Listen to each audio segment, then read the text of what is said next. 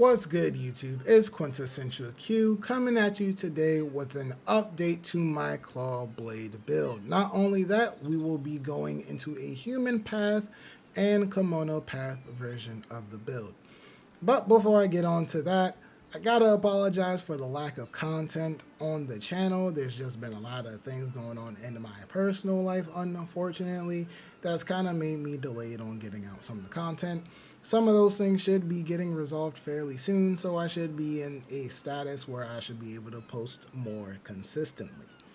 Now, getting on into the video, we'll be doing a human path and a Kemono path version of the build, as well as discussing pros and cons of each, doing a little bit of damage comparisons and whatnot, and showing you like when to use one build, when to use another, or which build overall is just better. We'll go over human path first, then Kemono path. Starting with the human path weapon, we're still using the Take Minakata. There is an argument to be had to use the Nature's Talon just due to its natural crit, but from my very early testing, I still gotta do like more extensive testing with it later. Luckily, it's right here, so I can always just like put the points in so I can do more testing. But from my very initial testing, while you do have natural 25% crit, really 40% crit, because critical chain will boost you another 20%. So while you have about 45% crit, unfortunately, the damage reduction from 390 to 315 is about a 22-ish damage like fall off. So these just do 22% or 22 to 23% less damage than these already. And due to the weird way crit works, which I'll explain in just a second, it may not always be beneficial to run these weapons. These weapons really have like a one niche scenario where they might outperform this weapon and might outperform like a Kemono path version of the weapon, and we'll get into that later. So going to the path, keep in mind these claw blades in particular are the ones that I've had again like from the beginning of the story. So my build is all complicated when it comes to pathing. There is a more simpler pathing that you can take, and I'll discuss that while I discuss the pathing I took. So went to the right, went all the way, swung back left, and went this way. Obviously, now in hindsight, like you could just go left and go down and go to this node right here. Because the first important node we have to reach is Aerial Strike Fury. So again, just go to the left, go to this node right here, go down and hit this Aerial Strike Fury node. Going from there, all the pathing should be exactly the same, because the next important node is right here, one stroke critical at 30%. Carrying on, you will pick up this crit boost fury at 4%, and then finally you will pick up this verve at 10%, and then you will carry those all the way over here to the Take Minakata, and your final result would be Final Blow 25%, Time Changer 30%. Of course, these are the natural skills on the weapon. Turbulence Fury at 8%, that's the node that unfortunately comes with the weapon. Aerial Strike Fury at 5%, Critical Boost Fury at 4%, One Stroke Critical at 30%, and Verve at 10%. Now, the difference from this build and my last build as far as the skills are concerned is that we dropped the second Turbulence Fury for Crit Boost Fury. The reason why we've done that is simply because we don't really proc Turbulence Fury that much. Ever since my last video, the meta surrounding on how you optimally play Claw Blades has kind of evolved. You're not really going for those basics that would build up the glow as well as the bar gauge for Turbulence Fury. You're not really doing that anymore. What you're doing is hopping on the glider, using the special attack from the glider, attaching to the monster, dash in, light attack, heavy attack, dash in, light attack, heavy attack, dive bomb. And then you would reach like rinse and repeat that until the monster's dead. So this type of playstyle doesn't really warrant itself for you to use Turbulence Fury like that, because you're not really proccing Turbulence Fury that often, unfortunately.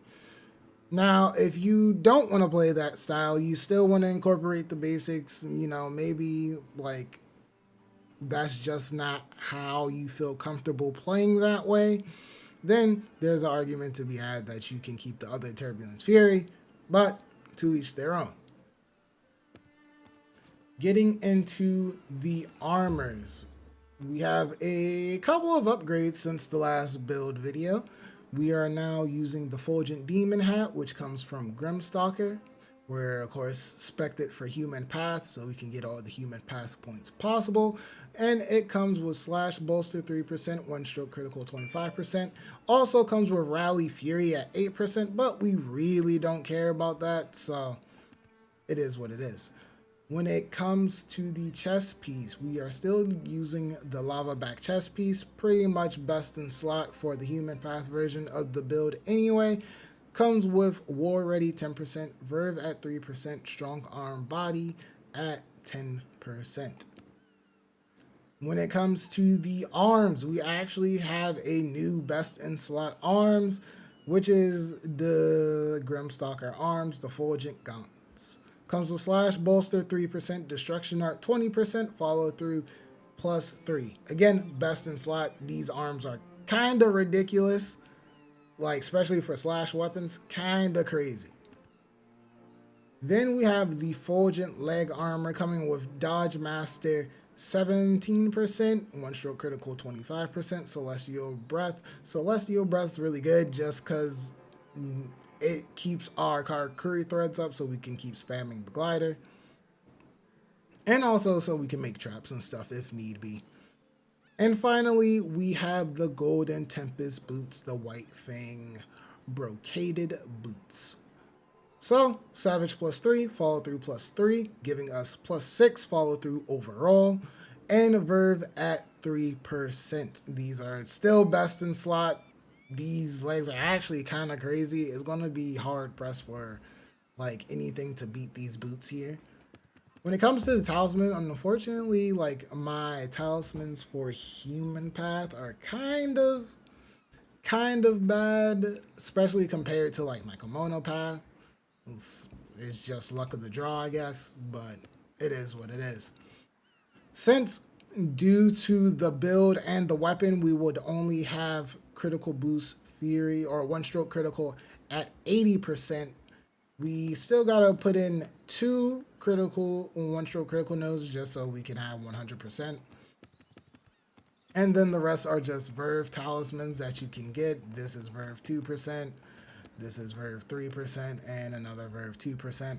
I know that these Verves can actually get up to like 4 or 5%, so that's what I mean when I say like not the best. Also, there's an argument to be had if you have a 15% one stroke critical talisman that you use the Draconic Headwear, because then you could just put in the 15% one stroke critical thing, because this has 5% more one stroke critical than the Fulgent Demon Hat, and like this plus like this setup plus like that 15% talisman would be beneficial. This is assuming that you have other good talismans to put in its like place though.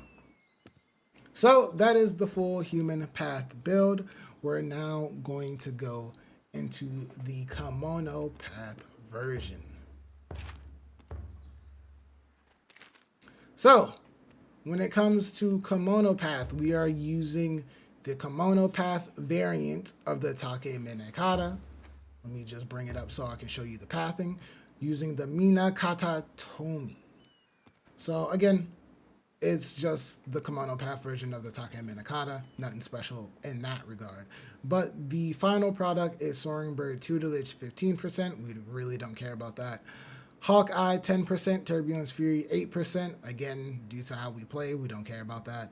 Aerial Strike Fury at 5%, One Stroke Fury at 18%, Hawkeye at 5% and desperation at 15%. The path that I took for this, you can pretty much follow this exact pathing for the most part.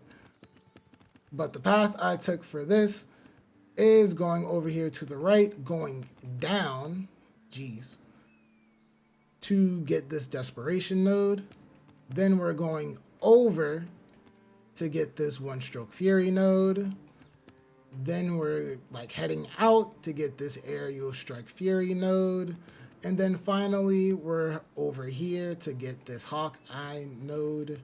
And then we bring all of that goodness over here to the Minakata Tomi. I'm also going to do some more testing with this fire weapon from early testing, because this has actually an insane amount of fire damage. And it has a little bit of crit sprinkled in there. From my early testing, if a monster is like 4 or 5 star weak to fire, these are the best claw blades in the game.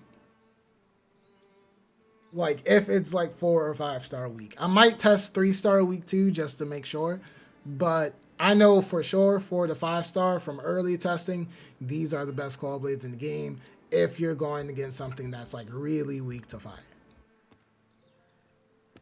Bonus if it's weak to fire and weak to slash, just to point that out there, but that's kind of common sense. Going into the armors, we have the Fulgent Demon Hat, the Kemono Path version, obviously, 4/booster 3%, and Rally Fury at 8%. This is kind of helpful, like Rally Fury is kind of helpful for when you're doing like volatile hunts, like deeply volatile hunts, because it gives you 8% damage when you have 1 life thread left. And on like deeply volatiles, you only have 1 life thread, so it works out perfectly. Fulgent Torso Armor, which is the Demon Path version of, or the Kemono Path version of the Grimstalker body piece, comes with Destruction Art plus 20%, Hawkeye 5%, and Sprint Master, really good. We're using the Garuda Gauntlets, which really we're only here for the Desperation, like 7%. Like Critical Draw and Strong Arm Spirit, we really don't care about that. And then unfortunately, we still don't got no good legs for Kemono Path like that. So we're using the Moonshadow Waist Guards. Comes with Slash Bolster 3%, Sidestepper 9%. And last but not least, we're using the Grimstalker Boots, which come with Reactive Expert, Dodge Master 17%, and Hawkeye at 5%. When it comes to Les Talismans, we are really only using like Desperation Talismans, and actually one of my talismans can get replaced because I actually have another 4% like Desperation Talisman, and that one can get replaced. Jeez. But we're using all Desperation Talismans here, like only Desperation Talismans. All of them, or at least all of mine, when I find them all, are at 4%, giving us an additional 20% Desperation overall. So that's just really nice. There we go. That's just really nice. 20% Desperation overall. Keep in mind, the more Desperation you have, yes, your attack will go up, but you will also take more damage. But from my experience, it really doesn't matter. Like, if you was going to get 2-shotted with Desperation, you was most likely going to get 2-shotted without it. So, it is what it is. And that is both builds. Now, let me get into how crit works, when to use a crit build, when not to use a crit build. Are crit builds actually even worth it? Let me get into all that. So, how crit works in this game, it's not like traditional games. Let's say your strongest move would be 1,000 damage, right? Your strongest move that you can do is 1,000 damage. And you have a crit multiplier of 1.5 or 50%. When you use your strongest move and get a crit, you should be doing 1,500 damage. That is not how crit works in these games, though. Think of crit as armor piercing more so than crit. So, when you get a crit, you are actually doing more damage because you are ignoring the defenses of a monster by a certain percent. And this percentage actually varies from weapon type to weapon type. In my early testing, it seems to be that the crit multiplier, or how much defense is ignored when you get a crit, for the claw blades is around 30%. And of course, on the human path version of the build, we have crit boost fury, so we're really around 34%. So when you get a crit, you're essentially ignoring 30% of the defenses of the monster, allowing you to do more damage. This is also why you cannot crit the bear, because the bear has no defenses at all. So you can't ignore any defenses when there's no defenses in the first place. You feel me? So that means, like, on a weaker kimono that either one, do not have a lot of defense, or two, they're not like volatile or deeply volatile kimono, which we know have way higher defense modifiers, then crit isn't really as good. Like on those weaker monsters, like even mighty monsters, even though like there is a multiplier for mighty kimono to have like increased like defenses, even on mighty kimono, it is still better to just rock a full like kimono path raw damage build. Even some volatile monsters, like some weaker volatile monsters that are not like lava backer stuff that may have higher defenses, still better to run a raw damage kimono path build. When it comes to where crit actually shines, comes into play when you're hunting deeply volatiles. Because as we know, deeply volatiles have like some pretty crazy defense modifiers. So I did a lot of testing on the like chicken Ripclaw, I believe it is. Dreadclaw, Ripclaw. No, I think it's Dreadclaw. It's one of those. The deeply volatile chicken. Everyone knows what I'm talking about. So we did a lot of testing on deeply volatile chicken, and from what I've gathered, and I'll show some clips in just a second, from what I gathered is that if you can consistently keep your crits up, you are better off using a crit weapon than a raw damage weapon. I know, crazy, right?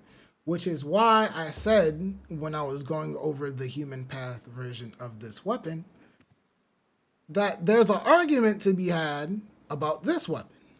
That if you're hunting deeply volatiles a lot, instead of using the Take Minekata, you might want to upgrade to the Nature's Talon, because it comes with 25% crit. Again, with critical chain, it's more like 45%. So you will have 45% at bare minimum at all times, keeping your damage a lot more consistent throughout the hunt. While this will only get that increased damage once one stroke critical procs and you have crit up. But you do have destruction art naturally in the build, so there's still some more testing that needs to be done with that.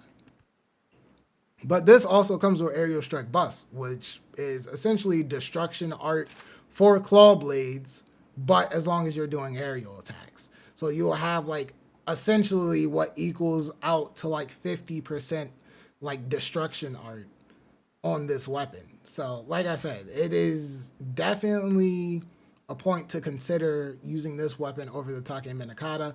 I just have to do more testing when it comes to deeply volatiles in particular. If you are not hunting a deeply volatile though, like even a regular volatile or like a mighty monster, this weapon will outshine this one all the time. So getting into the clips and all the damage comparisons, I'll show off right now.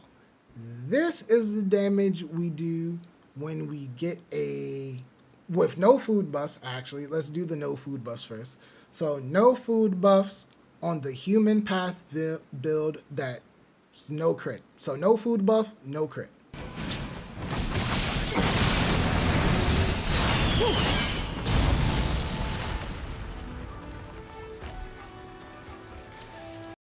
This is the damage on the human path build, no food buffs, but this time we crit on the dive bomb.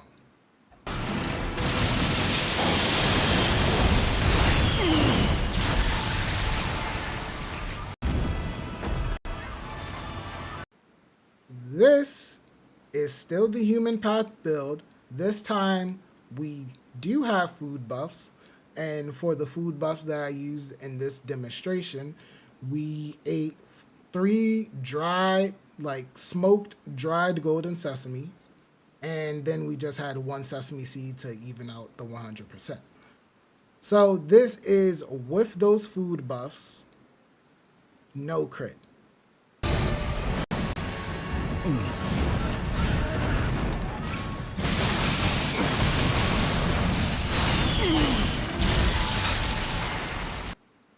This is the human path version, still with the food buffs and getting a crit.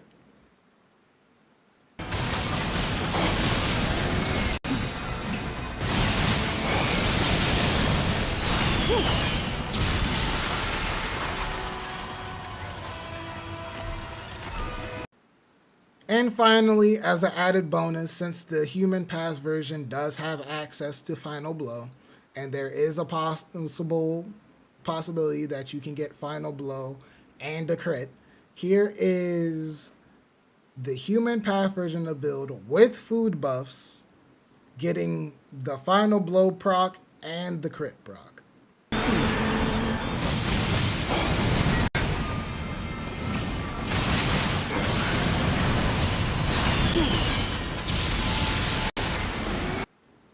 Going into the Kemono path side, this is the Kemono path, no food buffs, no one-stroke fury.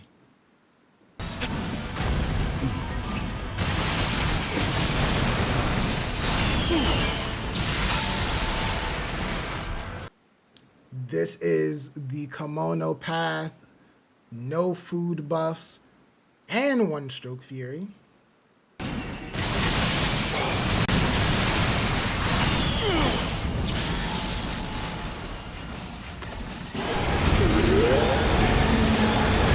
This is the Kemono path with food buffs, which gave us 9% attack boost, and with food buffs, but no one-stroke fury.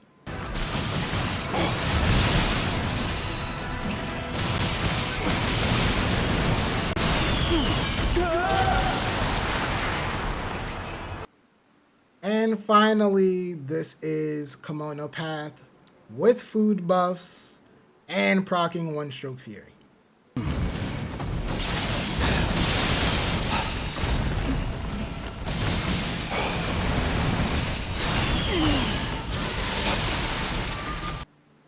Alright, so as you can see, crit does have a place. And just so you know, I took off talismans on both builds just so my damage wouldn't be super skewed, since as shown I have better Kemono path talismans than human path talismans, and I didn't want that to skew my numbers in any way, so I just took off the talismans on both builds so they are on equal footing. Obviously both damage, like the damage on both builds, could be higher with more talisman optimization. So long story short, crit has a place if you're always hunting deeply volatiles, but for everything else, you're probably going to be better off using a Kemono path build. But that'll bring us to the end of this video. if you kind of like this style where I show you like a human path and a kimono path version of the same build as essentially, let me know. Kind of testing this out, like kind of testing this format out. Kind of takes longer because of course I have to build two separate weapons. But if y'all like this way, I'll continue this when I do other build videos for other weapons. Next might be either Karakuri Staff, Katana, or Wagasa. Leave a comment in the below which one would you prefer. I'll just do the one that has the most comments. Or like the one, or like if someone commented Wagasa, just like that comment or something. And whatever one gets the most interactions between that, I'll just do that for the next video. But follow me on Twitch, TikTok, all the things. All those things will be linked down below. And until the next one, deuces.